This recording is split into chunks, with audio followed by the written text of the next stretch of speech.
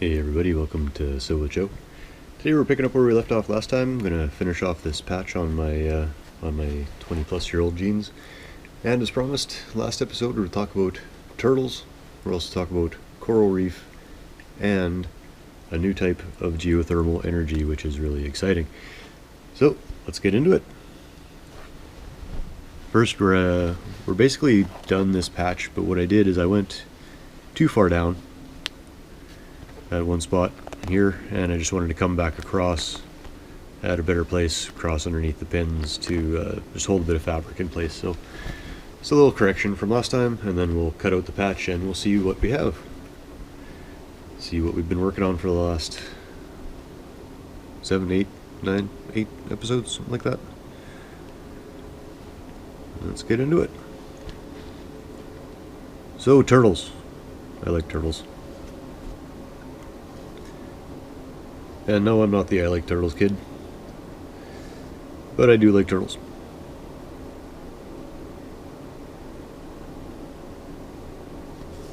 And green sea turtles have recovered very greatly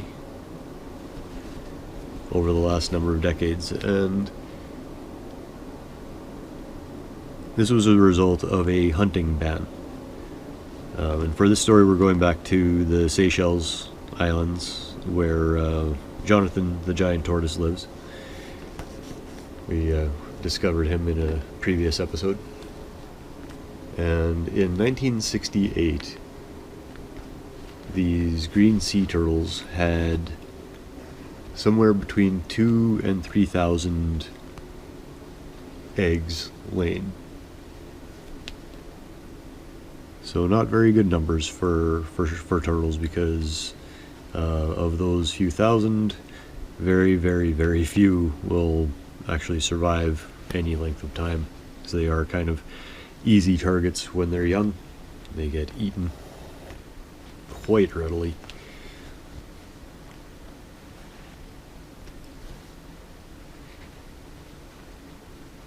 But they have increased, and the way they track them is the number of eggs that they find. They don't disturb them. They just, well, I don't know what they do to them, so I can't say. But they get a count, anyways, and that count has gone up by 500 and 500%, anyways. So from 2,000 to 3,000 to between 12,000 and 15,000. And that's a huge increase, and a great sign for the green sea turtles, that they're coming back, all as a result of a hunting ban in the late 60s. And that's the thing, turtles, like, you think of hunting a turtle. It wouldn't be all that difficult, you wouldn't think. And that's how species become extinct, when a predator, like people, are introduced to a species, and they don't really have any sort of defense against us. Well, they do, but humans are intelligent, and turtles are easy targets, and turtle soup apparently tastes good, and shells are used for many different things.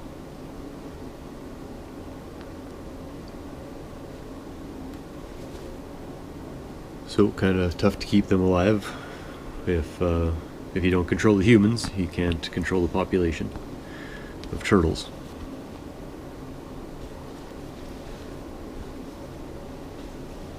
And I think the world has kept spinning just fine without hunting and killing these green sea turtles.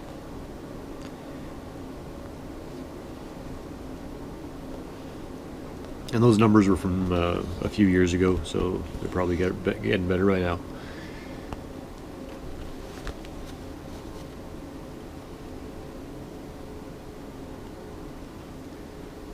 For our next story, we're sticking in the ocean. And just some really encouraging news. We hear a lot about the deterioration of coral reefs and the warming of the oceans and how that is negatively affecting coral reefs. There has been some research done, a very large study, and lots of money spent, I'm sure, to figure out that there are a few types of coral which will actually, if not just survive, they will actually thrive if the ocean's water temperatures rise by 2 degrees, which is what they are predicting will happen by around 2050. World's oceans will rise by about 2 degrees, and we'll see what creatures survive and what sort of changes take place. Unless the planet suddenly gets rapidly cooled.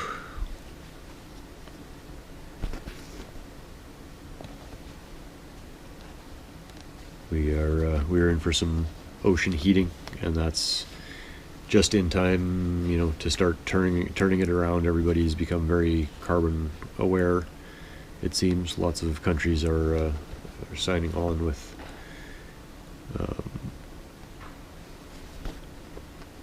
other countries to reduce emissions and become carbon neutral, and that should, by 2050, start to help the oceans not to heat up anymore, at least. So that's the hope. However, if they do, that's the thing. Like, some things will die off, some things will thrive. It all depends on how it all balances out. And the world does tend to balance itself, so, if we can get to the point where we're not negatively interfering as much, maybe we can start to come back and not completely destroy the planet. But we will see. We just need a long time of worldwide cooperation. If the entire world could pool its resources and trade freely amongst each other,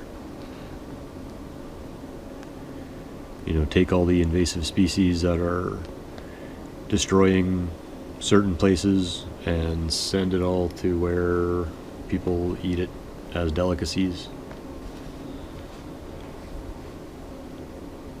As we discussed in a previous episode.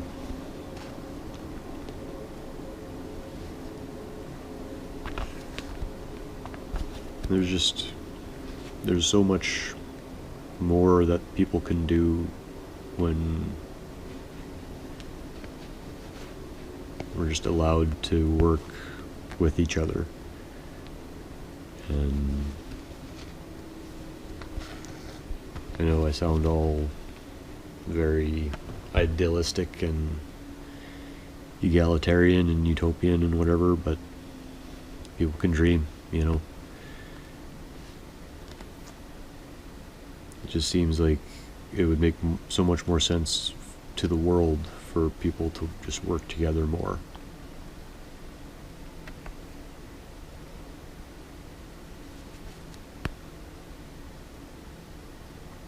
Pool resources, rather than every country having to build and develop its own technologies. Just find something that works and do it worldwide.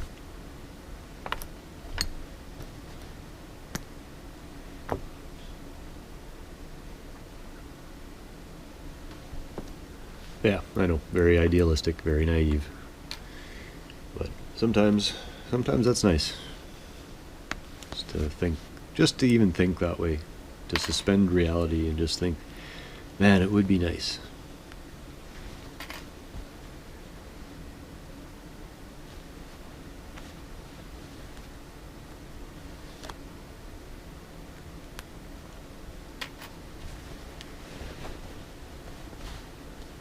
Like, man, it would be nice to have free energy, which is we're gonna talk about in a minute. Maybe not free energy, but unlimited energy in the planet in the form of geothermal.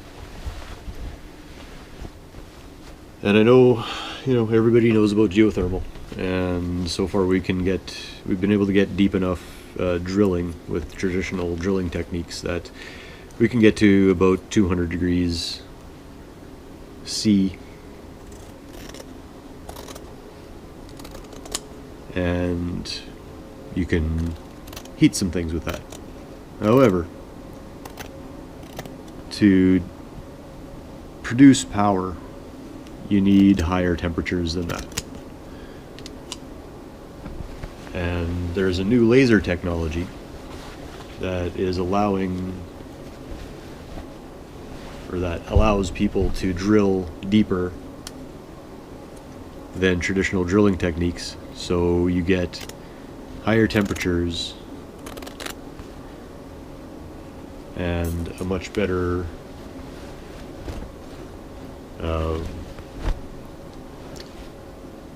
industrial source of power, rather than geothermal being something that you do, locally on one site to, provide some relief from your heat bills, basically. If you drill deep enough, you can heat water enough so that it will produce the same or better power as what you would get from a steam plant, like a coal plant. So that's the other cool thing about this part, is that any coal plant, any plant that runs off of steam, can be converted to a deep geothermal operation. So all these coal plants that are shutting down that produce steam will be able to be repurposed if they would just dig deep. Now, the laser technology is interesting, and they call it a large wave laser. So it's basically either a wider beam or a longer wavelength. I actually just thought that it might be a bigger diameter laser, basically. But now that I've thought that it might be a different wavelength, I don't know. I don't think so. I think it's just a larger diameter so that they can drill super deep with really high-powered lasers and get to where the Earth is at about 500 degrees C. So you go from 200 to 500 degrees C, and it completely changes the ball game. And that's the point where you can turn to a more industrial level of power output.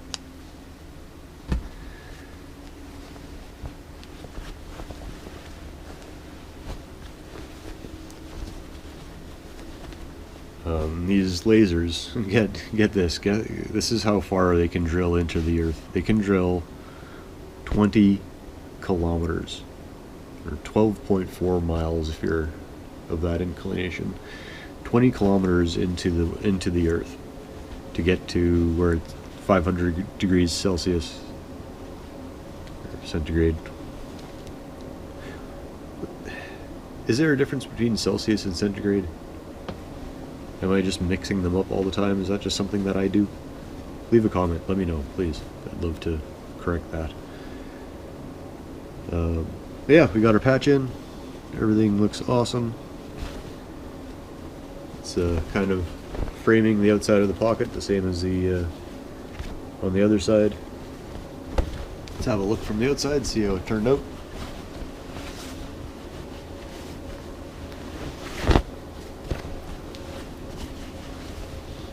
And then we're going to have to explore what else needs patching on this one.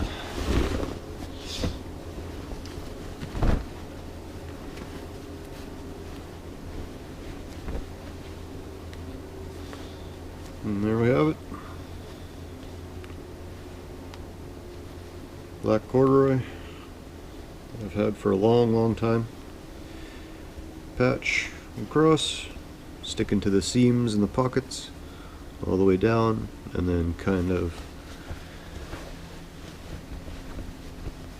connected into the patch down there, all the way around. The patch is on this side, covering up a whole lot of holes. 1, 2, 3, 4, 5 holes in one. So now we can start doing little individual patches if any spots open up, like at this connection point here. If this all of a sudden would open up, then I would put a small patch there, kind of thing.